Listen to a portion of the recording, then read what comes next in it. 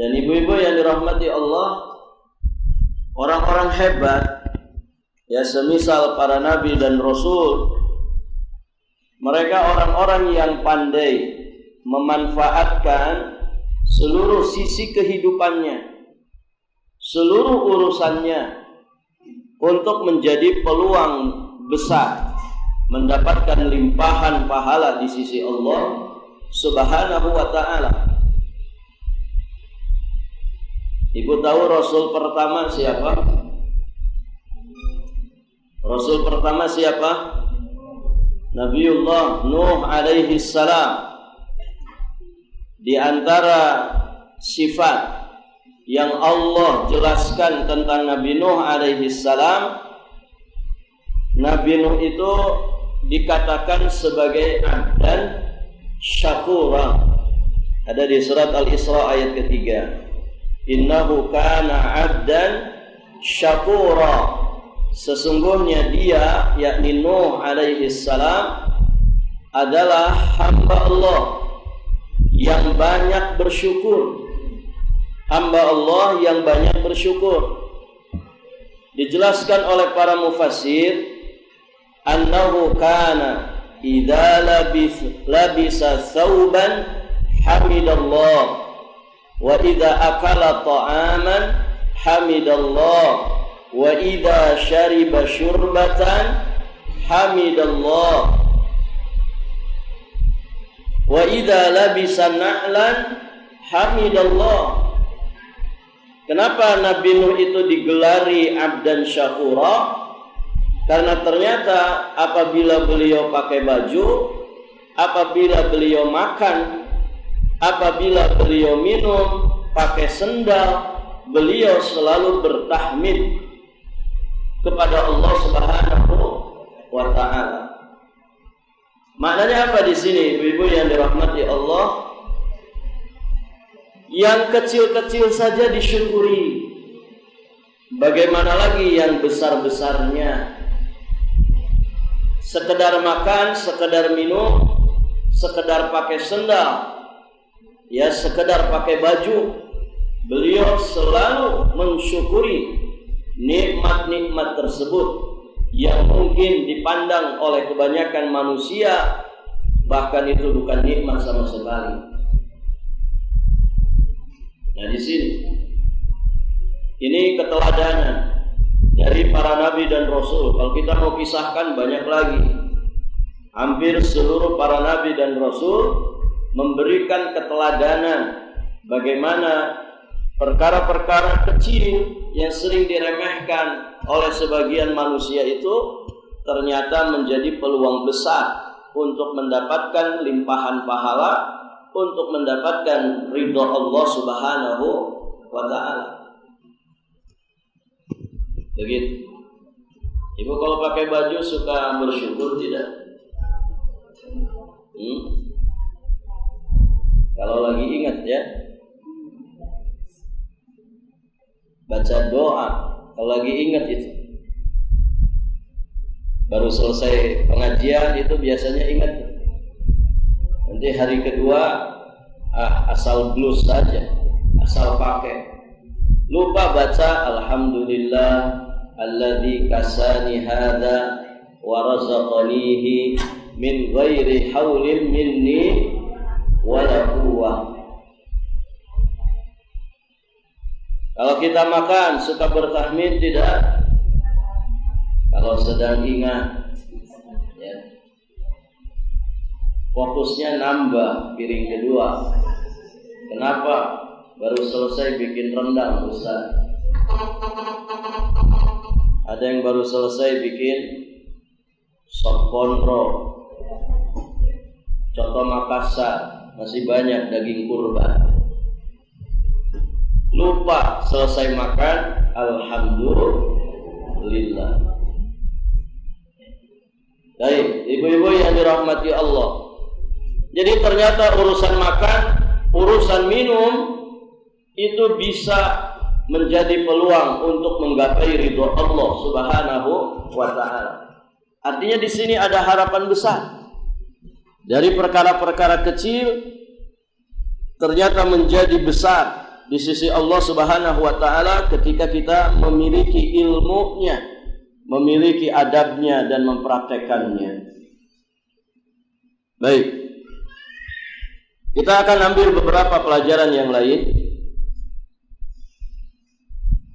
Di sini jelas dikatakan bahwa innallaha la yarda, sesungguhnya Allah sangat ridha, sungguh benar-benar ridha.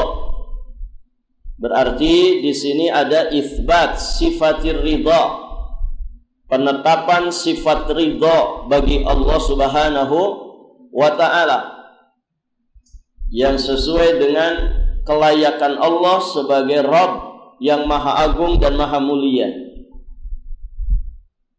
Dan ini akidah ahli sunnah wal jamaah, mengimani sifat-sifat Allah Subhanahu wa taala yang Allah sebutkan di dalam Quran atau disebutkan Nabi di dalam hadis. Di antaranya ini sifatur ridha. Kita menetapkannya bagi Allah sesuai dengan kemahaagungan, kemahamuliaan Allah Subhanahu wa taala. Jadi Allah punya sifat ridha. Tentu ridhonya Allah berbeda dengan ridho manusia. Manusia itu ridhonya sering tidak pada tempatnya. Begitu ya. Barakallahu fikum. Kita lanjut. Pelajaran berikutnya,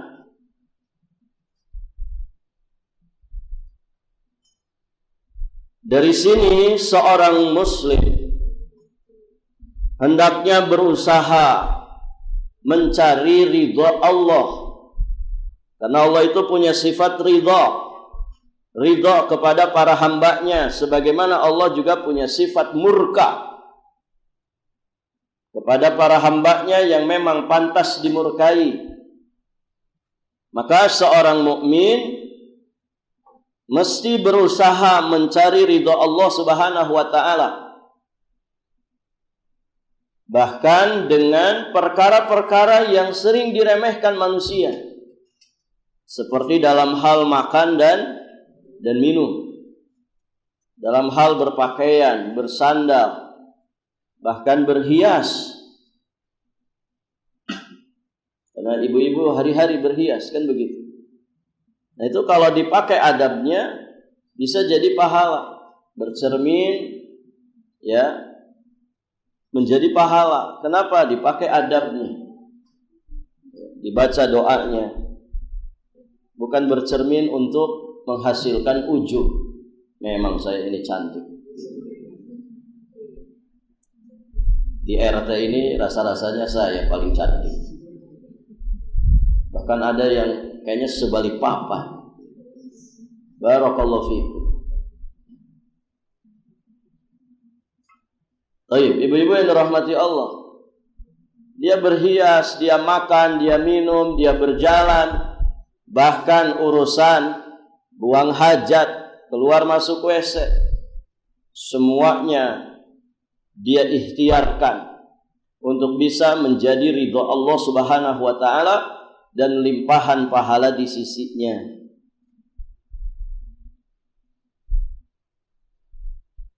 Urusan makan itu, ibu, kalau mau dibahas adab-adabnya harus daurah kita.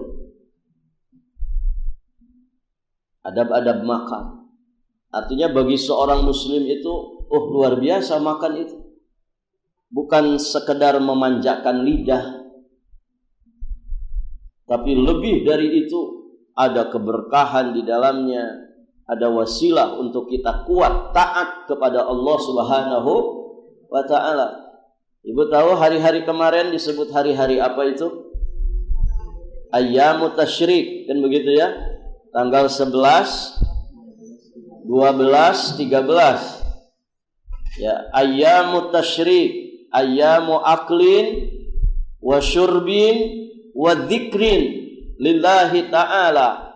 Hari-hari tasyrik itu adalah hari-hari makan, hari-hari minum, dan hari-hari untuk berzikir kepada Allah Subhanahu wa ta'ala. Dikatakan hari makan, hari minum karena kita haram berpuasa di hari-hari tasyrik. Ya kan? Dikatakan dia hari-hari makan, hari-hari minum karena kaum muslimin berkurban sebagai bentuk taqarrub kepada Allah. Maka daging-daging kurban yang disantap itu, dan orang makan pasti biasanya sepaket dengan minum. Beda dengan orang yang minum saja, belum tentu dia makan. Maka ibu yang dirahmati Allah, itu semua dalam rangka supaya kita itu semangat dan kuat di dalam berzikir kepada Allah di hari-hari tasyrik tadi. Supaya kita itu kuat dan semangat memakmurkan hari-hari tasyrik dengan ibadah-ibadah yang besar. Itu hikmahnya. Bukan mentang-mentang kata Nabi juga hari makan, hari minum. Dia lupa batasan. Sarapannya coto Makassar. Makan siang sop kondro. Makan malam sop saudara. Hari ke-12 ya, sarapannya apa lagi, Bu? Rendang. Nanti makan siangnya rawon. Begitu ya. Nanti kemudian makan malamnya ya sop kikil, ya sop buntut. Itu insya Allah hari ke-14 masuk UGD. Ya. Ayyamu aklin wa syurbin itu bukan tanpa batasan, tetap ada batasannya. Kulu washrabu wala tusrifu. Silahkan makan, silahkan minum, tapi jangan berlebih-lebihan atau diselingi dengan makanan lain. Hayo aja haben daging, begitu ya. Nah, yang sering dilupakan wa zikrin. Ayyamut tasyrik juga adalah hari-hari di mana kita berzikir kepada Allah. Jadi makan minum itu supaya kita semangat dan kuat berzikir. Supaya kita semangat dan kuat melakukan amal-amal ibadah di ayyamut tasyrik itu. Karena ibadah juga butuh energi, butuh tenaga. Begitu, ibu-ibu yang dirahmati Allah.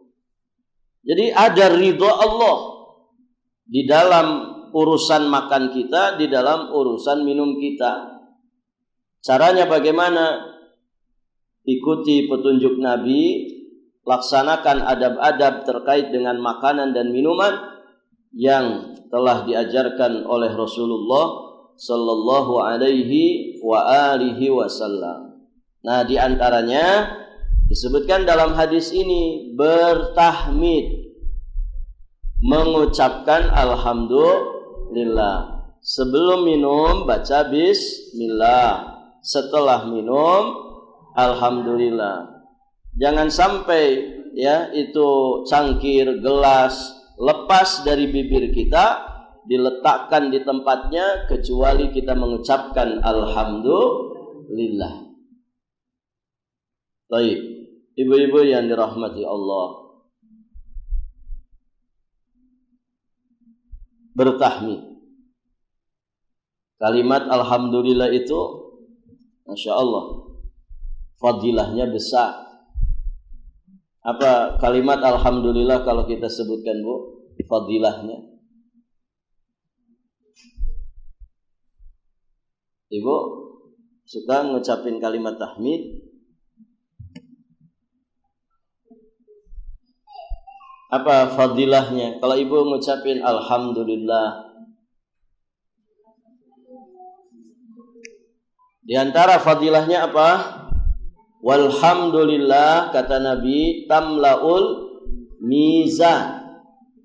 Kalimat alhamdulillah itu tamlaul mizan, akan memenuhi timbangan kebaikan kita di yaumul kiamat. Semakin banyak kita bertahmid kepada Allah, maka semakin penuh, semakin berat bobot timbangan kebaikan kita di yaumul kiamat.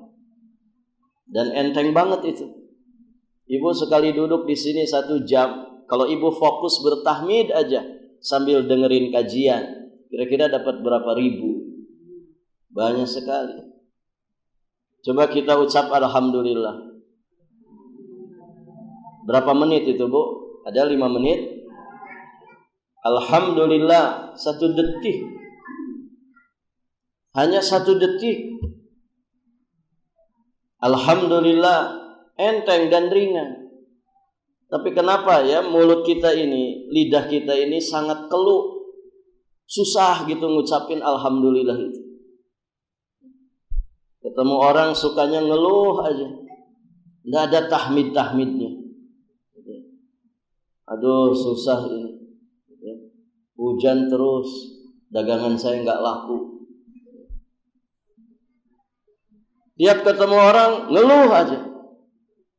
Wajahnya tidak pernah cerah, wajahnya tidak pernah ceria. Padahal ibu yang dirahmati Allah, wa fi anfusikum afala tubsirun. Diri kita saja ini dari ujung rambut sampai ujung kaki, ibu kalau mau dihargai berapa? Kalau ada orang mau beli badan kita ini nih, ada mau beli ginjal ibu misalnya 1 miliar dikasih, Bu? Istihara dulu Ustaz. Ya berat kita mau ngasih, ginjal kita sehat. Ada orang mau beli, nggak mau walaupun 1 miliar. Berarti kan ginjal itu lebih mahal dari duit 1 miliar. Ibu, ngap-ngapan kita ini bernafas mahal nggak Ibu? Mahal. Kemarin saya beli tabung gas itu, oksigen. Itu 1 tabung yang warna putih itu paling 30 cm ya, 60 cm lah tingginya. Itu isi ulangnya 100.000. Baru diajarin nih Mas, kalau dibukanya sampai tingkat 15, di situ kan ada indikator. Ini cuma 1 jam saja kalau dipakai terus-terusan. Kalau di angka 5 itu bisa 6 jam. Di angka 5. Nanti ada di angka 1, di angka 1 bisa 16 jam kalau tidak salah. Di angka 2, di angka 3 bisa 8 jam. Kalau dipakai terus-terusan. Nah, taruhlah kita ngirup udara ini, nges-ngosnya kita, ngap-ngapannya kita, itu mungkin di level 5 begitu ya. Berarti Ibu per 6 jam kita kalau beli itu oksigen 100.000. 100.000 berarti kalau 24 jam piro Ibu? 24 jam, 6 jamnya 100.000. Berarti kan 400.000. 1 hari 1 malam ini oksigen kalau disuruh bayar 400.000. Ada yang mampu, Bu? Ada yang mampu bayar? 400.000. Masih mau ngeluh? Ini oksigen saja mahal. Ada orang kena kanker paru-paru, ada orang kena asma, begitu ya. Saya punya teman Ustadz juga, hafizahullah taala. Itu ketika di Yaman kambuh dia. Itu cerita, saya kalau kambuh ini kayak dicabut nyawa. Emang pernah dicabut nyawa? Ya mungkin dia bayang-bayangin aja, kayaknya begitu dicabut nyawa. Itu asmaknya kalau kambuh itu kayak dicabut nyawa, ungap.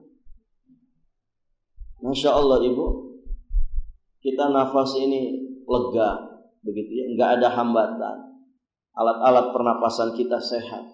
Ini semua adalah anugerah dan nikmat dari Allah yang sering tidak kita sadari. Ya, bisanya ngeluh aja. Dan keluhan itu tidak menyelesaikan masalah. Ya, kenapa tidak menikmati kehidupan dengan bimbingan Allah dan Rasul-Nya?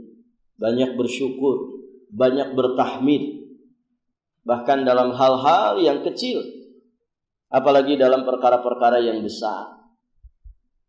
Baik, ibu-ibu yang dirahmati Allah, kita lanjut. Hadis berikutnya, an Abi Musa radhiyallahu taala anhu, anin Nabi sallallahu alaihi wasallam qala, inna Allah ta'ala yabsutu yadahu bil-lail liyatuba musii'un nahar wa yabsutu yadahu bin-nahar liyatuba musii'ul lail hatta tatlu asy-syamsu min maghribiha. Rawahu Muslim. Perhatikan hadis ini dari Abu Musa Al-Asy'ari radhiyallahu ta'ala anhu, dari Nabi sallallahu alaihi wa alihi wasallam, beliau bersabda, innallaha ta'ala, sesungguhnya Allah selalu membentangkan tangannya di malam hari untuk menerima taubat orang yang berbuat dosa pada siang hari. Dan Allah membentangkan tangannya di siang hari untuk menerima taubat orang yang berbuat dosa pada malam hari. Nastaghfirullah ta'ala wa natubu ilaih. Kita memohon ampunan kepada Allah dan bertaubat kepada-Nya. Hatta tatlu asy-syamsu min maghribiha, dan ini terus berlanjut. Artinya Allah menerima taubat orang-orang yang berbuat salah dan dosa itu berlanjut sampai terbitnya matahari dari arah terbenamnya.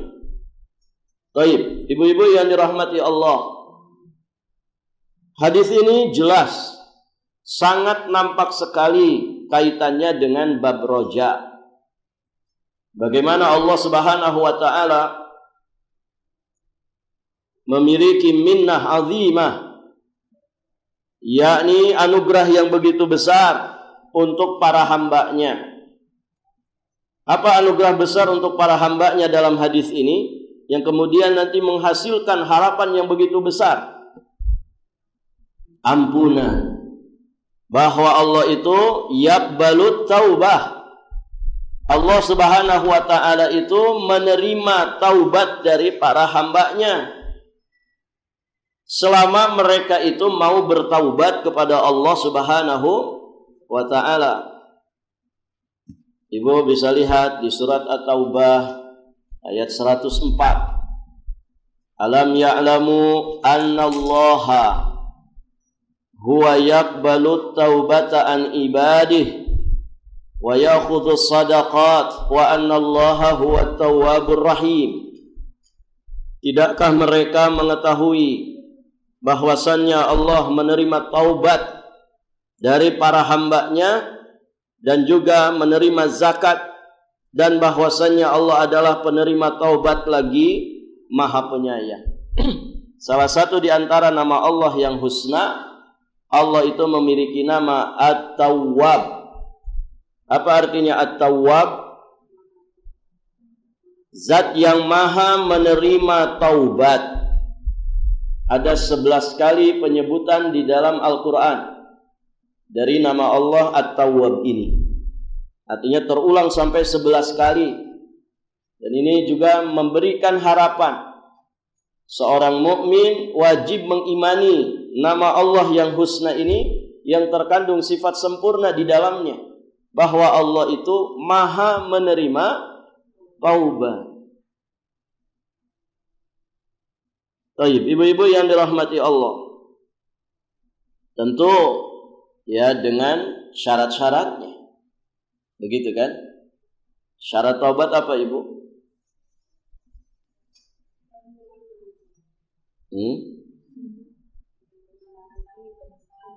Ono piro? Ada berapa syarat taubat? Sudah kan? Bab taubat sudah kita lewatkan. Ini murojaah saja. Yang pertama, taubat itu harus ikhlas.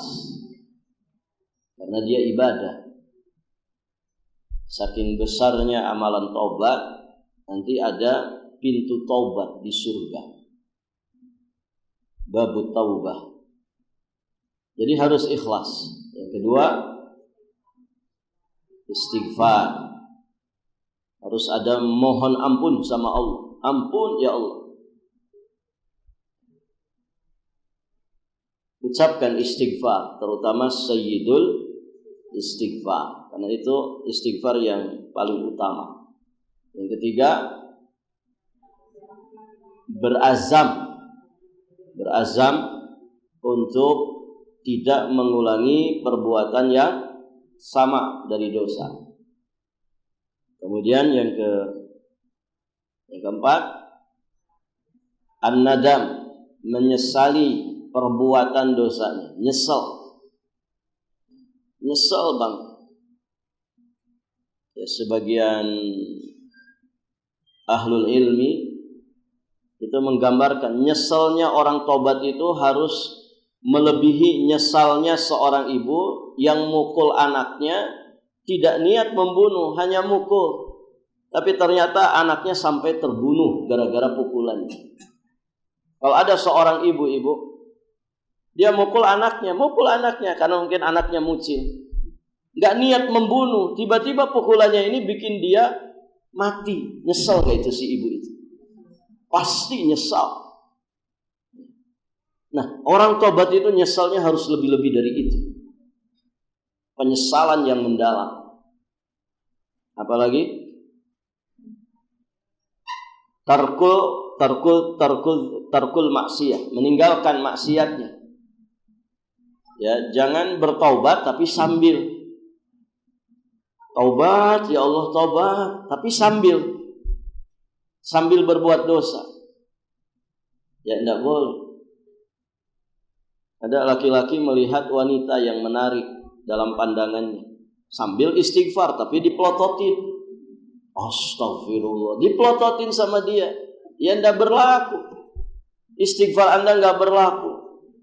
Kalau Anda mau taubat, tinggalkan maksiatnya. Jangan taubat sambil bermaksiat. Tinggalkan. Apalagi? Kalau dosanya terkait dengan hak sesama manusia, selesaikan. Minta maaf, kembalikan hak yang dirampas, menyelesaikan urusan, mengembalikan nama baik. Kalau kita merusak nama baik orang, begitu. Selesaikan pokoknya urusannya di dunia. Yang berikutnya apa? Malam yughargir. Syaratnya sebelum nyawa di tenggorokan. Artinya selama hayat di kandung badan, maka itu kesempatan taubat. Kalau nyawa sudah sampai tenggorokan, berarti sebentar lagi lepas, maka pintu taubat tertutup. Apalagi Bu? Sebelum matahari terbit di arah barat. Nah, itu syarat-syarat taubat. Sebagian ulama nambahin, tangisi dosa itu sebagai ganti gelak tawa kita saat kita bermaksiat. Kemudian rasakan pahitnya ketaatan, berusaha merasakan pahitnya ketaatan sebagai ganti manisnya kemaksiatan saat kita bermaksiat. Kemudian tundukkan hawa nafsu kita dan berusaha terus menundukkannya sebagai ganti saat kita memanjakan nafsu kita ketika bermaksiat.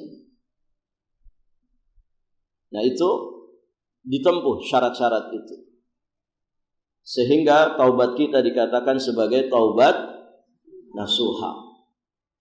Dan orang yang taubat kepada Allah, taubat nasuha, maka dia punya peluang besar untuk mendapatkan ampunan di sisi Allah, bahkan mendapatkan surganya. Karena salah satu di antara pintu surga ada pintu namanya babut taubah, ya, seperti yang dijelaskan oleh sebagian ulama. Baik, ibu-ibu yang dirahmati Allah, dari sini juga kita bisa memahami bahwa manusia itu makhluk yang lemah. Bisa jadi dia berbuat salah di pagi hari, atau di siang harinya, atau di sore hari. Kapanpun ya seorang manusia menyadari dirinya terperosok ke dalam kesalahan, maka segeralah bertaubat kepada Allah Subhanahu wa taala. Karena Allah Maha penerima taubat selama matahari itu masih terbit dari timur, selama nyawa kita belum sampai tenggorokan. Yang menjadi syarat diterimanya taubat seperti yang tadi kita jelaskan. Berarti setiap saat orang yang maksiat di malam hari, segeralah paginya dia bertaubat, karena Allah akan menerima taubat hambanya di pagi hari atas kesalahannya di malam hari. Yang maksiat di pagi hari, segeralah bertaubat di sore hari atau di siang harinya, karena kesalahan di pagi hari akan Allah hapuskan jika dia mau bertaubat di siang hari atau sore hari ini. Jadi setiap saat Allah senantiasa membentangkan ampunannya bagi para hambanya. Sekali lagi, ini memberikan harapan yang begitu besar bagi para hambanya untuk menjadi ahli taubat. Makanya Nabi ngajarin kita taubat itu setiap hari. Di satu redaksi hadis dikatakan mi'ata marrah, 100 kali. Di satu redaksi hadis dikatakan sab'ina marrah, 70 kali. Yang sejatinya itu menunjukkan keseriusan, kesungguhan Nabi di dalam memberikan teladan kepada umatnya.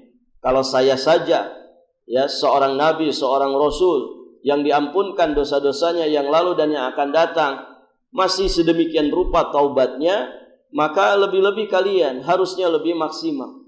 Begitu. Barakallahu fikum. Baik, ibu-ibu yang dirahmati Allah,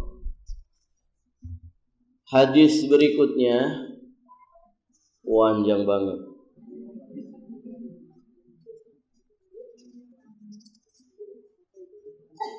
Ini satu kali pertemuan. Panjang ibu ya. Sebelah lembar ini. Barakallahu fikum. Ini buat pertemuan yang akan datang saja ibu ya. Barakallahu fikum.